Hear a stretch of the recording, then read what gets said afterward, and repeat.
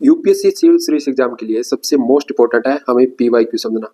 लेकिन उसके साथ जितने भी यूपीएससी के द्वारा एग्जाम होते हैं, चाहे वो सीडीएस के हो या एनडीए सीएपीएफ के या जियो साइंटिस्ट के, उनके हमें क्वेश्चन पीवाईक्यू समझने चाहिए, पेपर समझना चाहिए। आज इस क्लास में सीडीएस 2025 का जो पेपर हुआ है उसके जो पॉलिटी के क्वेश्चन है हम यहाँ पर देखने वाले हैं कि हमारे कैसे यूपीएससी सिविल सर्विस एग्जाम के अंदर नेक्स्ट ईयर में कैसे वो थीम्स है वो रिपीट हो जाती है और कैसे पेपर लिंक होता है हमारा सिविल सर्विस एग्जाम के लिए। क्योंकि पेपर एग्जामिनर वही सेट करते हैं, यूपीएससी द्वारा एग्जाम करवाया जाता है, तो पीवाईक्यू तो मोस्ट इंपॉर्टेंट होनी है। तो इस क्लास में हम पॉलिटी के करने वाले हैं और मोस्ट इंपॉर्टेंट है। मैंने पहले भी आपको काफी सारे क्वेश्चन सीडीएस के एनडीए के करवाए और ये पेपर सोल्व करने चाहिए। आपको गलत एफर्ट लगाने से बेहतर है कि आप ऐसे पेपर सोल्व करो, उससे अच्छा कि आपका 30 से 40% काम है वो यहीं से हो जाता है पीवाईक्यू से।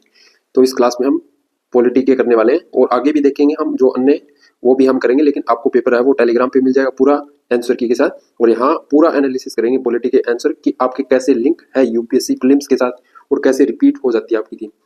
सबसे पहला क्वेश्चन यहाँ पर पूछा गया, निर्वाचन की अग्रणी ही विजेता प्रणाली first past the post system के बारे में निम्नलिखित में से कौन सी विशेषता सही है। अभी ये क्वेश्चन पूछा गया आपका जो इलेक्शन सिस्टम है चुनाव उससे पूछा गया है, जो कि first past the post system है यानी एफपीटी, जो कि सिंपल मेजोरिटी वोटिंग होता है, उससे ये क्वेश्चन पूछा गया।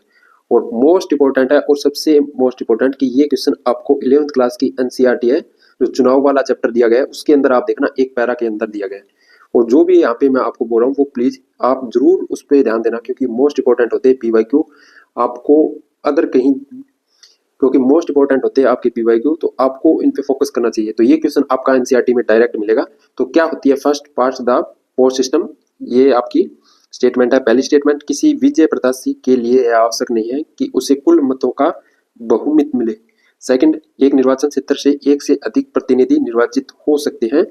तीसरी स्टेटमेंट है, मतदाता पार्टी दल के लिए मतदान करते हैं, प्रत्याशी के लिए नहीं। प्रत्येक पार्टी दल को उसे प्राप्त मतों की प्रतिशतता के अनुपात में विधानमंडल में सीटें या स्थान मिलती है। तो क्या होता है जो first past the post system, यानी ये जरूरी नहीं कि जो उम्मीदवार है जो वोट चुनाव लड़ रहा है उसको 50% प्लस वोट मिले तभी जीत होगी, नहीं। क्योंकि इसके अंदर इस प्रणाली के अंदर ऐसा होता है कि उम्मीदवार को अपने निर्वाचन क्षेत्र में सबसे अधिक वोट मिल रहे हैं तो उसे विजेता घोषित कर दिया जाता है। भले उसके डाले गए वोट यानी 50% +1 हो या नहीं हो, कोई जरूरी नहीं है। तो यहाँ पे क्या है कि जो सबसे अधिक वोट मिलता है वो ही यहाँ पर विजेता होता है। और तो मोस्ट इंपॉर्टेंट है और इसका आंसर अब आपको पता चल जाना चाहिए कि किसी विजय प्रत्याशी के लिए आवश्यक नहीं कि उसे कुल मतों का बहुमत मिले। तो इसका आंसर ए होगा। सेकंड स्टेटमेंट यहाँ पे गलत है क्योंकि एक निर्वाचन क्षेत्र से अधिक प्रतिनिधि निर्वाचित हो सकते नहीं हो सकते, सिर्फ एक ही हो सकता है लगभग। और मतदाता पार्टी दल के लिए मतदान करते हैं, प्रत्याशी के लिए नहीं। पार्टी के लिए नहीं, मतदाता प्रत्याशी होता है उसके लिए होते हैं। तो ये भी गलत है। चौथी, प्रत्येक पार्टी दल को उसे प्राप्त मतों की प्रतिशतता के अनुपात में विधानमंडल में सीटें मिलती है। जो अनुपातिक प्रतिनिधित्व होता है उसके यहाँ कहा गया है कि जो अनुपातिक प्रतिनिधित्व प्रणाली है विशेषता है जहाँ पार्टियों को प्राप्त मतों के प्रतिशत के अनुपात में सीटें मिलती है, न कि जो first past the post system है। तो ये भी स्टेटमेंट आपकी गलत है। अब ये क्वेश्चन मोस्ट इंपॉर्टेंट है क्योंकि चुनाव आयोग काफी समय से हमारे निर्वाचन है वो न्यूज में है, काफी सारे फैक्ट्स हैं, लेकिन यहाँ पे जो क्वेश्चन पूछा है वो आपका एनसीईआरटी से पूछा गया है। तो ऐसे आपको रिलेट करना पड़ेगा, यूपीएससी प्रीलिम्स का एग्जाम होता है उससे पहले। अब ये पेपर हो गया आपका 2025 का। अब प्रीलिम्स का तो ये आपको जो फर्स्ट हुआ था सीडीएस और सेकंड सीडीएस और एनडीए के और सीएपीएफ के जितने भी पेपर है 2024 और 25 के आपको कर लेने चाहिए पीवाईक्यू, क्योंकि एग्जामिनर है वो आपका क्या करता है, यूपीएससी प्रीलिम्स का क्वेश्चन सेट करता है, पेपर सेट करता है, वही यहाँ पे सीडीएस, क्योंकि सेम ही एजेंसी यहाँ पे एग्जाम कंडक्ट। तो इसका आंसर ए होगा। नेक्स्ट क्वेश्चन है, यहाँ पे क्या दिया गया है, सूची फर्स्ट को सूची सेकंड से सुमेलित कीजिए और सूचियों के नीचे दिए गए कूट का प्रयोग उत्तर चुनिए। अब ये क्वेश्चन आपका जो special provision for some state दिया गया है आपका उसके बारे में यहाँ पे दिया गया है। तो आपको यहाँ पे अनुच्छेद 371 किससे संबंधित है, 371 का है किससे, 371 का है किनसे, इनका मिलान करना और आपको नीचे आंसर चुनना है। तो अब स्पेशल जो मेजोरिटी है कुछ स्टेटों को दी जाती है जो कि हमारे संविधान के भाग 21 के अंदर दिया गया है। संविधान के भाग 21 अनुच्छेद 371 से लेकर 371 6 तक क्या दिया गया है, जो स्पेशल मेजोरिटी है, जो प्रोविजन दिए गए हैं कुछ स्टेट्स को, जैसे कि अभी कितने राज्य, 12 राज्यों को यहाँ पर स्पेशल प्रोविजन दिए गए हैं। तो वहां पर कहने का मतलब है कि जहां पर 371 जैसे लागू है क्योंकि जैसे आपने पता है 377 थी जम्मू के अंदर, तो स्पेशल प्रोविजन था उस जम्मू के अंदर, तो वहाँ हटा दिया गया। लेकिन अभी कुछ स्टेट है ये 371 से लेकर 371 ज्यादा यहाँ पे शामिल है। तो यहाँ पे राष्ट्रपति और राज्यपाल होते हैं, उनके द्वारा अगर विधानसभा या लोकसभा द्वारा जो भी कानून लाए जाएंगे या कुछ लागू किया जाएगा, तो वो पहले राज्य की विधानसभा से अनुमति लेनी पड़ेगी वहां पर, राज्य की विधानसभा से अनुमति लेनी पड़ेगी वहां पर। तो ये कुछ स्पेशल प्रोविजन दिए गए। अनुच्छेद 21 आपको याद रखना है, और ये क्वेश्चन यूपीएससी प्रीलिम्स में पहले भी पूछा गया है, यूपीएससी प्रीलिम्स में पहले भी पूछा गया 371 को लेकर, आर्टिकल 371। तो ये मेनली जो भाग 21 है, जो पिछड़े राज्य है उनके लिए यहाँ पर दिया गया है 371 से। अब भी 12 स्टेट है जिसमें हम देखें तो सबसे पहले अनुच्छेद 371, जिसके अंदर क्या है, यहाँ पे गुजरात, 371 के अंदर गुजरात और महाराष्ट्र आता है, महाराष्ट्र आता है। तो पहला ये, अब यहाँ पे एलिमिनेट भी करते चलना है आपको साथ में, क्या है 371 है अनुच्छेद वो गुजरात और महाराष्ट्र के लिए। तो यहाँ पे ए के अंदर क्या होगा, ए के अंदर 2 होगा, तो ये आपका गलत हो जाती है ए और बी। उसके बाद 371 क है, 371 क है वो नागालैंड के लिए दिए गए, नागालैंड राज्य के लिए दिए गए। तो आपका बी के अंदर क्या होगा, बी के अंदर 1 वाली होगी, बी के अंदर 1 होगा। तो यहाँ पे आपका आंसर क्या आ जाता है, सी निकल कर आ जाता है। लेकिन उसके बाद भी हम देख लिए 371 ख के अंदर क्या दिया गया आपका, असम के बारे में, और 371 जय के अंदर आपका गोवा के बारे में दिया गया। तो ये आपका 371 से संबंधित है, आपको भाग याद रखना है यहाँ पे साथ में, आर्टिकल 371 से लेकर 371 जय, और भाग 21 कुछ राज्यों के लिए यहाँ पर स्पेशल प्रोविजन दिए गए, जो पिछड़े राज्य है उनके कुछ पिछड़े इलाके, अभी 12 राज्यों को यहाँ पर शामिल किया गया। तो ये भी आपकी रिपीटेड थीम है यूपीएससी प्रीलिम्स में, तो क्योंकि कुछ थीम्स ऐसी होती है जो करंट में न्यूज में होती है, तो वहां से एग्जामिनर उठा के पूछ लेता है। तो ऐसे नेक्स्ट क्वेश्चन, भारत के संविधान के अनुसार निम्नलिखित में से कौन से कथन सही है, भारत के संविधान के अनुसार निम्नलिखित में से कौन से कथन सही है। पहली स्टेटमेंट है, संविधान के 106वें संशोधन के द्वारा लोकसभा और राज्य में महिलाओं के लिए स्थानों सीटों के आरक्षण से उपबंध किए गए। राज्यों की विधानसभाओं और विधान परिषदों में महिलाओं के लिए स्थानों सीटों के आरक्षण के उपबंध किए गए। और तीसरी स्टेटमेंट है, पंचायतों में महिलाओं के लिए स्थानों सीटों के आरक्षण के उपबंध किए गए। अब ये क्वेश्चन आपका यूपीएससी प्रीलिम्स 2024 में पूछा गया था। कारण इसका, क्योंकि आपका 106वां जो कॉन्स्टिट्यूशन अमेंडमेंट आया था, 106वां संशोधन आया था जो महिलाओं के आरक्षण को लेकर था, जिसमें 1/3 आरक्षण दिया गया था। कहां पर, लोकसभा और राज्य की विधानसभा के अंदर, लोकसभा और राज्य की विधानसभा के अंदर आपका 1/3 आरक्षण को लेकर ये 106वां संशोधन लाया गया था। और अब यहाँ पे स्टेटमेंट देखिए, 106वें संशोधन द्वारा लोकसभा और राज्य सभा में महिलाओं के लिए स्थानों की सीटें, तो ये स्टेटमेंट गलत है, क्योंकि राज्यसभा में ऐसा कोई आरक्षण नहीं दिया गया 106वें संविधान संशोधन द्वारा। अब आपको स्टेटमेंट बड़ी ध्यान से पढ़नी चाहिए। अब ये नहीं कि सीडीएस का पेपर है तो इतना आसान सा हो जाएगा, सिविल सर्विस से आसान होगा, नहीं, पेपर वही एग्जामिनर सेट करते हैं। कितनी स्टेटमेंट को यहाँ पे बीच में आपका सिर्फ राज्यसभा डाल दिया, अगर आपने इसको अच्छे से नहीं पढ़ा तो ये आप स्टेटमेंट गलत हो जाएगी और उत्तर भी आपका गलत ही निकलने वाला है। तो पहली स्टेटमेंट यहाँ पर गलत है, 1 नंबर, तो इसको यहाँ पर हटा देते हैं 2 ऑप्शन।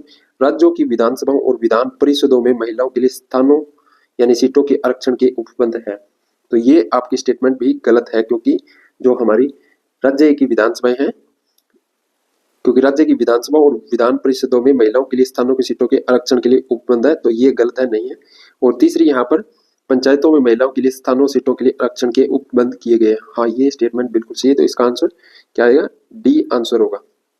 अब ये पूरा यहाँ पे देखिए हम कि 106वें संविधान संशोधन द्वारा क्या जोड़ा गया, आपका अनुच्छेद 330 ए जोड़ा गया। आपको याद रखना है, अनुच्छेद 330 ए जोड़ा गया लोकसभा में 1/3 सीटों को लेकर और महिलाओं को लेकर, और विधानसभा के अंदर आपका अनुच्छेद 332 ए जोड़ा गया, 330 ए 332 विधानसभाओं से। और दिल्ली की जो परिषद है उसके लिए यहाँ पर 239 ए जोड़ा गया, जो कि टेरिटरी के अंदर आती है, तो दिल्ली के लिए भी यहाँ पर जोड़ा गया, वो भी आपको आर्टिकल याद रखना है। तो ये आपके क्या है, तो ये आपके जो 106वां संशोधन था उसके लिए यहाँ पर। लेकिन अगर हम देखें कि हमारे जो भाग 16 है, आपका भाग 16 है संविधान का, जिसके अंदर अनुच्छेद 330 से लेकर क्या है 342 ए तक आपके विशिष्ट वर्गों से संबंधित विशेष प्रावधान दिए गए हैं।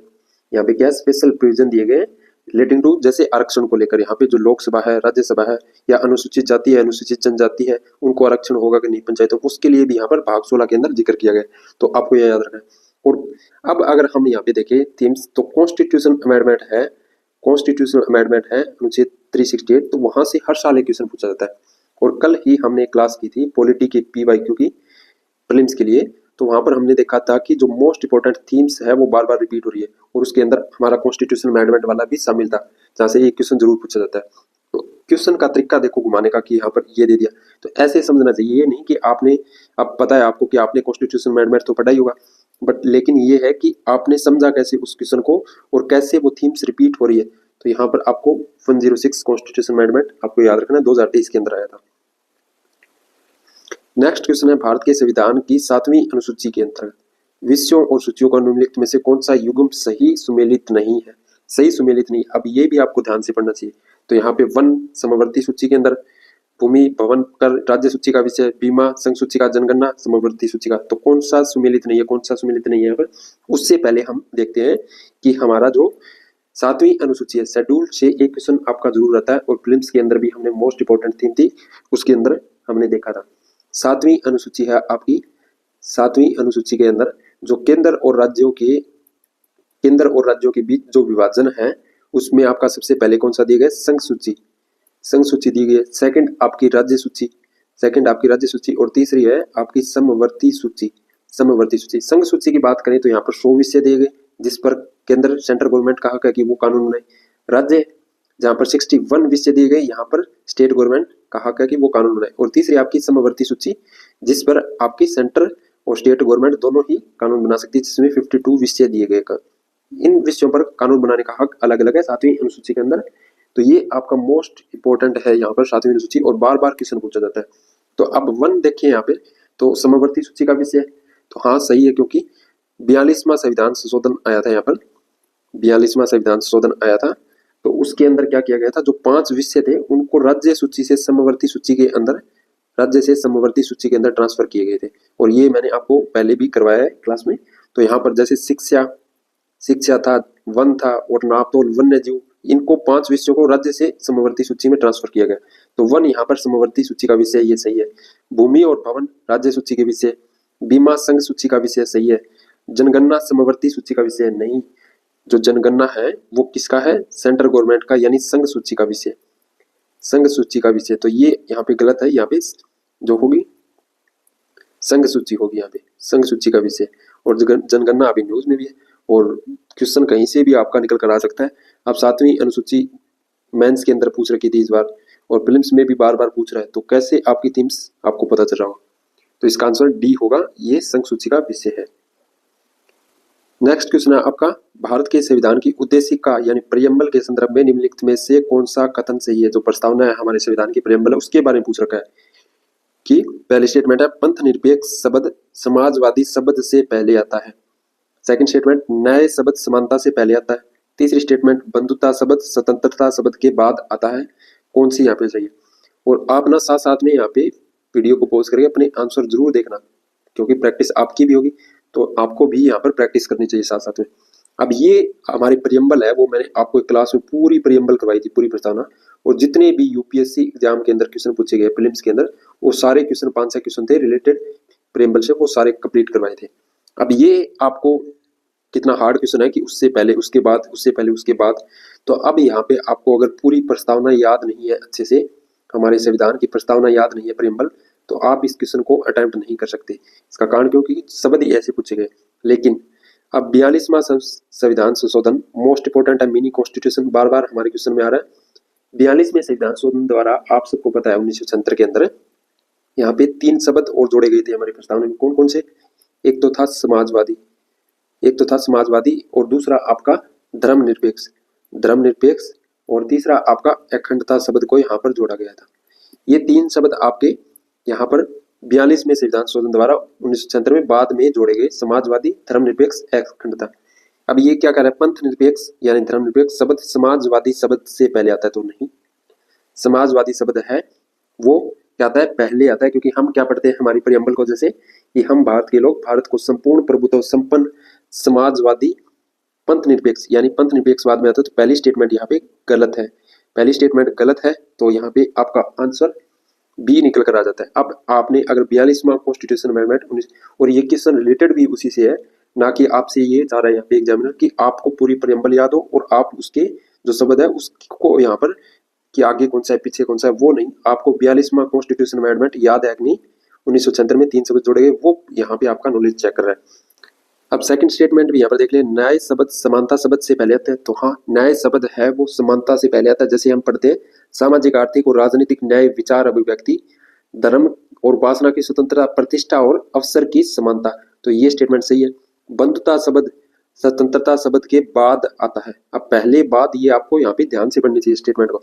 बंधुता शब्द स्वतंत्रता के बाद आता है, हाँ सही है, क्योंकि हम पढ़ रहे हैं यहाँ पे सामाजिक आर्थिक और राजनीतिक न्याय, विचार अभिव्यक्ति, विश्वास, धर्म और उपासना की स्वतंत्रता, प्रतिष्ठा और अवसर की समानता तथा उन व्यक्ति गरिमा, राष्ट्रीय एकता, अखंडता सुनिश्चित करने वाली बंधुता बढ़ाने के लिए। तो बंधुता शब्द है वो स्वतंत्र शब्द के बाद लास्ट में आता है, लास्ट लाइन के अंदर हमारी प्रेमबल। तो ये क्वेश्चन मोस्ट इंपोर्टेंट है, लेकिन घुमाने वाला और आपका सबसे मोस्ट इंपोर्टेंट कि आपने 42वां कॉन्स्टिट्यूशन अमेंडमेंट पढ़ा है कि नहीं, और बार बार पूछा जाता है कॉन्स्टिट्यूशन अमेंडमेंट। तो ये भी आपका क्वेश्चन बड़ा ही शानदार क्वेश्चन, लेकिन वही आपको यहाँ पे घुमाने वाली स्टेटमेंट दे रखी है। नेक्स्ट क्वेश्चन है आपका, भारत की संसद में प्रस्तावों के बारे में निम्नलिखित में से कौन से कथन सही है। जो प्रस्ताव है हमारे लोकसभा के अंदर, जैसे अविश्वास प्रस्ताव के बारे में यहाँ पे मंत्री स्टेटमेंट देख लेते हैं। मंत्रिपरिषद में किसी मंत्री के विरुद्ध अविश्वास प्रस्ताव स्वीकार्य हो सकता है। सेकंड स्टेटमेंट, किसी अविश्वास प्रस्ताव में उन धाराओं को अवश्य निर्दिष्ट किया जाना चाहिए जिन पर यह आधारित है। तीसरी स्टेटमेंट, राज्यसभा को किसी अविश्वास प्रस्ताव पर विचार करने का अधिकार नहीं है। किसी निंदा प्रस्ताव का विशिष्ट आधारों या आरोपों पर आधारित होना आवश्यक नहीं है। ये आपका पूछा गया है, आपका लोकसभा या हम कह सकते हैं हमारी जो पार्लियामेंट वाला टॉपिक है उससे संसद वाला टॉपिक। और मोस्ट इंपोर्टेंट बताया था मैंने कल ही ये क्लास में किया था कि आपका जो पार्लियामेंट है वहां से लगभग 2 से 3 क्वेश्चन यूपीएससी प्रीलिम्स में, चाहे वो यूपीएससी सीडीएस हो, हर साल एक क्वेश्चन जरूर पूछा जाता है। अब यहाँ पे प्रस्ताव के बारे में दे रखा है, लेकिन यहाँ पे अविश्वास प्रस्ताव और निंदा प्रस्ताव की और जो हमारी एम लक्ष्मीकांत बुक है हम पढ़ते हैं उसके अंदर एक ऐसे आपको सारणी सी बनाकर यहाँ पे निंदा प्रस्ताव और यहाँ पे अविश्वास प्रस्ताव अच्छे से दे रखे हैं कि क्या क्या उनके कार्य होते हैं। तो अब यहाँ पे मंत्रिपरिषद किसी कौन सा कथन से ये पूछा गया हमारा, तो अविश्वास प्रस्ताव स्वीकार्य हो सकता है मंत्रिपरिषद में किसी मंत्री के विरुद्ध, नहीं किसी एक मंत्री के विरुद्ध नहीं, पूरे मंत्री परिषद होता है उसके विरुद्ध हो सकता है। यानी मंत्रिपरिषद क्या होती है, लोकसभा के प्रति सामूहिक रूप से उत्तरदायी होती है। ये आपने आर्टिकल 75 के अंदर पढ़ा होगा। तो ये स्टेटमेंट आपकी पहली क्या है, गलत है। सेकंड, किसी अविश्वास प्रस्ताव में उन आधारों को अवश्य निर्दिष्ट किया जाना चाहिए जिन पर यह आधारित है, नहीं, ये भी आपका बुक के अंदर दे रखा है कि ये कोई जरूरी नहीं है कि अगर आप अविश्वास प्रस्ताव पेश कर रहे हो लोकसभा के अंदर तो फिर उसके अंदर जो विषय है वो वहां पर लिखे होने चाहिए, आपको जरूरी नहीं है। तीसरी, राज्यसभा को किसी अविश्वास प्रस्ताव पर विचार करने का अधिकार नहीं। हाँ, तो यही तो स्टेटमेंट सही है, क्योंकि सिर्फ लोकसभा के अंदर ही अविश्वास प्रस्ताव लाया जा सकता है, ना कि राज्यसभा के अंदर। तो ये तो स्पष्ट है, लेकिन क्वेश्चन की स्टेटमेंट अलग अलग घुमाने वाली दे रखी है यहाँ पे। तो ये इसका आंसर क्या होगा, इसका आंसर होगा सी। और डी क्यों नहीं होगा, क्योंकि किसी निंदा प्रस्ताव का विशिष्ट आधारों या आरोपों पर आधारित होना आवश्यक नहीं है, नहीं, तो ये स्टेटमेंट यहाँ पे गलत है, इसका आंसर सी होगा। तो आपको यहाँ पर सबसे पहले निंदा प्रस्ताव और अविश्वास प्रस्ताव के बारे में जो जानकारी है वो होनी चाहिए, लेकिन स्टेटमेंट देखिए आपकी। और प्रस्ताव है अविश्वास प्रस्ताव से यूपीएससी के अंदर पहले भी पीवाईक्यू पूछे गए, आप उठाकर देखना, लेकिन लेवल देखना, यहाँ पे बड़ा ही घुमाने वाला क्वेश्चन दे रखा है यहाँ पे आपको, क्योंकि अगर आपने अच्छे से नहीं पढ़ा है तो इस क्वेश्चन का आप आंसर दे ही नहीं सकते हो। तो ये क्वेश्चन था आपका। नेक्स्ट क्वेश्चन है, भारत के संविधान का भाग 4 का निम्नलिखित में से किस क्षेत्र से संबंधित है। अब ये क्वेश्चन आपका ये कह सकते हो कि नॉर्मल सा क्वेश्चन है और ऐसे यूपीएससी के अंदर भी पूछे जाते हैं, लेकिन इस क्वेश्चन को भी आप अटेम्प्ट करके देखना सबसे पहले कि भाग 4 है वो किससे संबंधित है, लोक सेवा आयोग के सदस्यों की नियुक्ति से, नहीं, मूल कर्तव्य से, सही, लोक सेवा आयोग कार्यों से राज्य कार्यकरण के लिए। तो आप सबको पता है कि जो हमारा फंडामेंटल ड्यूटीज है, मूल कर्तव्य है हमारे जो संविधान के भाग 4 के अंदर दिए गए, 4A में एक अनुच्छेद दिया गया है, सिर्फ अनुच्छेद 51 का है या ए यहाँ पर दिया गया है। और इन्हें क्या है, फंडामेंटल ड्यूटीज को हमारे 42वें संविधान संशोधन 1976 द्वारा यहाँ पे जोड़ा गया था, बाद में जोड़ा गया था। और यहाँ पर तब कितने थे, 10 फंडामेंटल ड्यूटीज थी, लेकिन उसके बाद एक और यहाँ पर ऐड कर दी गई, तो उसके बाद 11 आपकी ड्यूटीज होगी, यानी 86वां संविधान संशोधन आपको याद रहना चाहिए 2002 के अंदर लाया गया। और यहाँ पे एक और जोड़ा गया जो 11 नंबर, वो था 6 से 14 वर्ष तक के बच्चों को शिक्षा को लेकर।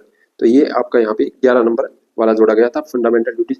और अब ये कैसे हमारा मोस्ट इंपॉर्टेंट है, अब फंडामेंटल राइट है हमारे, या फिर हमारे डीपीएस भी है और फंडामेंटल ड्यूटीज अब यहाँ पे पूछ रखा है, यहाँ से एक क्वेश्चन जरूर पूछा जाता है क्योंकि मोस्ट इंपॉर्टेंट है फंडामेंटल राइट, डीपीएसपी और फंडामेंटल ड्यूटीज। अब ये यहाँ पे, और ऐसा क्वेश्चन यूपीएससी के अंदर पहले ही पूछा गया, भाग 4A से रिलेटेड पहले भी पूछा गया, भाग 4 के अंदर डीपीएसपी दिया गया और भाग 3 के अंदर आपका फंडामेंटल राइट दिया गया। तो ये क्वेश्चन पहले भी पूछा गया, आसान क्वेश्चन है, इसका आंसर बी होगा। नेक्स्ट क्वेश्चन, निम्नलिखित में से कौन सी भाषा भारत के संविधान की 8वीं अनुसूची में सूचीबद्ध नहीं है। अब सूचियां है हमारी जो 12 अनुसूचियां, कितने अच्छे से पढ़ाई है मैंने क्लास में, आपको ट्रिक भी बताई कि कैसे आपको याद करनी है, और अनुसूची से एक क्वेश्चन आपका जरूर पूछा जाता है प्रीलिम्स के अंदर। तो यहाँ पे 8वीं अनुसूची से और पहले ही पूछ रखा था, एक इसी में देखा हमने, तो कि कौन सी 22 जो हमारी 22 भाषाएं हैं, आप सबको पता है जो 8 शेड्यूल है उसके अंदर हमारी 22 लैंग्वेज को जोड़ा गया है यहाँ पे, तो वो आपकी इसके अंदर कौन सी नहीं है, तो मणिपुरी, गोंडी, नेपाली, डोगरी। तो यहाँ पे गोंडी है, इसका आंसर बी होगा क्योंकि नहीं है। बाकी आपकी जो मणिपुरी है, नेपाली है, डोगरी है, ये आपकी क्या है, जोड़ी गई है यहाँ पे 8वीं अनुसूची के अंदर, 8 शेड्यूल के अंदर। अब मणिपुरी और आपकी नेपाली है, मणिपुरी और नेपाली को जो 71st कॉन्स्टिट्यूशन अमेंडमेंट था 1992 के अंदर तब जोड़ा गया, और डोगरी भाषा को बाद में 92 कॉन्स्टिट्यूशन अमेंडमेंट 2003 के अंदर यहाँ पे ऐड किया गया था।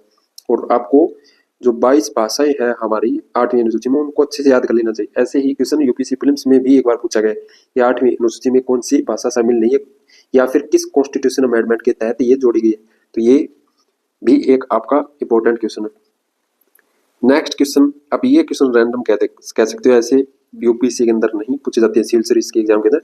निम्नलिखित में से कौन सा भारत की प्रथम महिला मुख्यमंत्री थी, तो ऐसे क्वेश्चन यूपीएससी प्रीलिम्स में तो नहीं पूछे जाते, लेकिन इसका आंसर है यहाँ पे बी, क्योंकि जो सुचेता कृपलानी थी वो थी पहली महिला मुख्यमंत्री जो 1963 से लेकर और 1967 तक क्या थी, यूपी की प्रथम महिला मुख्यमंत्री थी। तो ये तो एक रैंडम क्वेश्चन पूछ रखा है, ऐसे क्वेश्चन यूपीएससी के अंदर।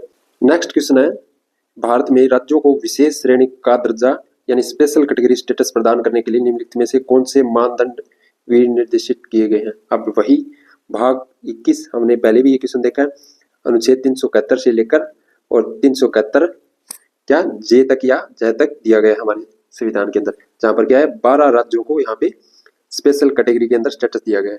लेकिन यहाँ पे क्या क्या मानदंड होने चाहिए उन राज्यों को, यहाँ पे जो 12 राज्य शामिल किए गए उनको कैसे शामिल किया गया या कोई और राज्य यहाँ पे शामिल करना पड़े, तो उनके लिए क्या क्या वो दिए गए कि मानदंड दिए गए। तो पहला यहाँ पे दिया गया पर्वतीय और कठिन क्षेत्र, तो ये सही है क्योंकि पर्वतीय और कठिन क्षेत्रों को यहाँ पे शामिल किया गया है। सेकंड यहाँ पे आर्थिक और अवसंरचनात्मक पिछड़ापन, ये भी बिल्कुल सही है। तो पहली दो स्टेटमेंट सही है, यहाँ पे पहली दो स्टेटमेंट सही है, तो बी को एलिमिनेट कर देते हैं। सामरिक तटीय क्षेत्र, सामरिक तटीय क्षेत्र का यहाँ पे कोई महत्व नहीं है, ऐसा भाग 21 में अगर राज्यों को स्पेशल कैटेगरी में शामिल करना है तो वो नहीं है। चौथी स्टेटमेंट यहाँ पे, तीसरी यहाँ पे गलत हो जाती है आपकी स्टेटमेंट, और ये आपका जनजातीय जनसंख्या का बहुत बड़ा हिस्सा, हाँ ये भी आपका मानदंड होना चाहिए। तो यहाँ पे पहली स्टेटमेंट, दूसरी और चौथी यहाँ पे सही है, यानी इसका आंसर सी होगा, सी आंसर होगा।